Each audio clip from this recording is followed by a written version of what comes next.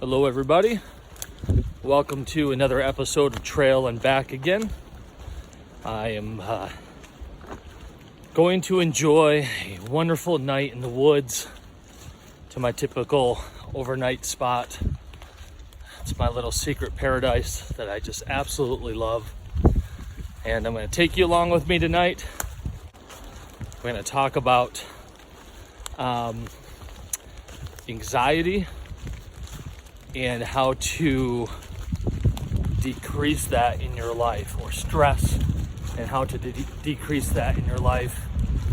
And we might look at a couple pieces of gear, maybe not all in one video. I might separate that into a couple videos, but as you might be able to hear and see through the video, we've got a lot of wind and the rain is going between downpouring and right now it's lightly dripping, and then it rains and then it downpours. Might turn to snow tonight, so we'll see how the hammock does tonight. But I am very excited to be out in the woods, to relax. I brought a book, brought a pipe, a tobacco pipe, and can't wait to enjoy. Hopefully the rain holds off a bit so I can enjoy a little bit of a fire tonight, but I'll stop monologuing on my way to my spot, and yeah, I'll go get camp set up hopefully before it starts downpouring again. I feel very blessed that got a little lull in the rain on the way here. It's about an hour drive from my house. I'd say 3/4 of it was downpouring rain, enough where you can hydroplane on the road type of rain. So, okay, I'm gonna stop babbling. I'll see you in a few minutes. Come along with me tonight and we'll have a nice little, maybe fireside chat. All right, let's go set up and make sure we don't have any branches that could kill me tonight. The good thing is the wind is coming off the lake here, and the way my hammock sets up should be blocking a lot of the wind tonight, so I'm really grateful for that. Here's my spot. It's a beautiful spot. I think I'm clear. Okay, well, I'm finally set up. I set up, you saw the picture of the lake, and it was very windy, and I started setting up my tarp, and Dyneema tarps, as you know, are very expensive, and well, it was very windy and I just couldn't get the corners staked. Well, one, the stakes would not have held it at all, so I was using my trekking poles and trees, and it was just a wind sail, and I maybe could have got it tied down, but the storms are supposed to continue and turn into snow, and two things. Most importantly, I don't want to lose my tarp, and the reason why this is second most importantly of my tarp ripping at night and me being stuck in a storm and all that stuff, I'm only about a mile away from my truck. So if worst case scenario happened at night and my tarp ripped off me in the pouring rain, I can gather my stuff and get out of here and I'll be safe enough. But I don't want to lose my tarp.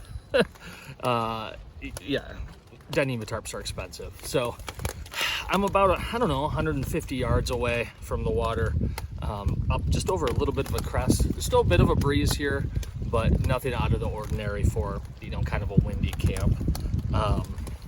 So I think I've got a good spot for the night. It took me a little bit to get organized because I did haul over a downed tree to best stake out my my tarp still.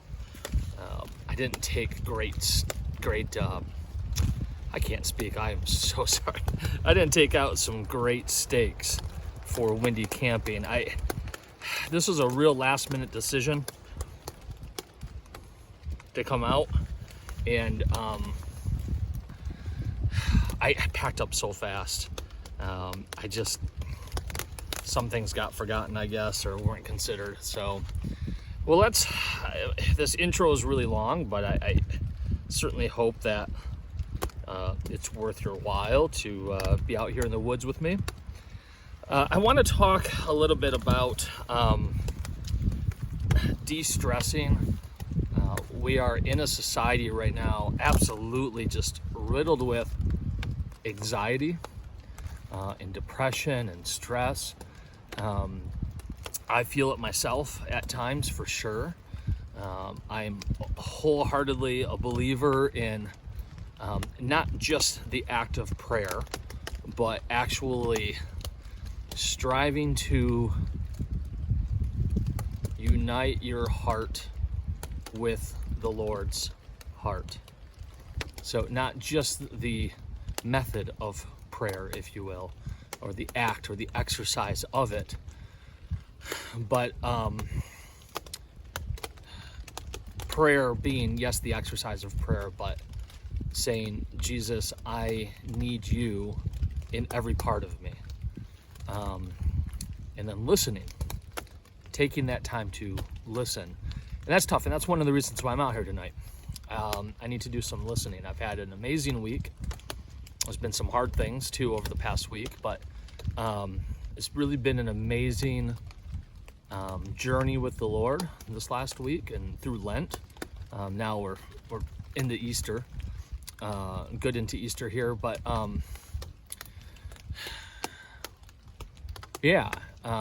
let's talk about how we lessen anxiety.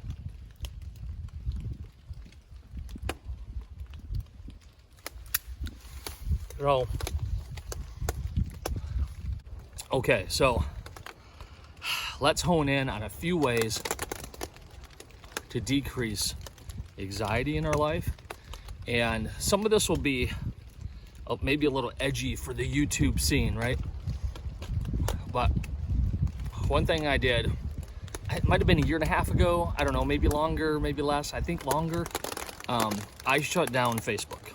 Like, I did the permanently get rid of Facebook thing. And that was interesting because I was part of some backpacking groups on Facebook. Not a massive participant in them, but I met a lot of people who backpack, who have YouTube channels, and it has been absolutely phenomenal. So let's get that out there right now. I'm very grateful for that and hope to backpack with many of these people again in my life. But when I got rid of Facebook, and I really don't use Instagram much anymore either, and I'm contemplating getting rid of Instagram as well. You're out of the loop on things, right? You're not in those conversations. You lose touch with people, and that's okay, because I have relationships that are in person where I live. Now, it's been awesome, again, meeting people from across the country on the social media platform and being able to meet many of them in person. But when the trip is done, staying in contact with them is great, no doubt, for sure. But my time and my effort, not like they're not worth my effort. I think you know what I'm saying here. My heart, my quality time, what's going to be good for real community is what's going to happen in person. So one way to decrease anxiety in our lives is to make sure that our community is in person and not on the internet. The internet is it's a stressful social interaction platform. I don't know if I have to say much more about that. Secondly, along similar lines is you might sub to a lot of different YouTube channels, or you might spend a lot of time just scrolling through reels or shorts in video after video. A major thing I did when I cut out Facebook, and I've been doing this progressively over the past, let's just say, year and a half, I've been unsubbing to sub channels of like people I don't know, and I just haven't watched their video in a long time. I've unsubbed to those channels, not because I don't like the channels.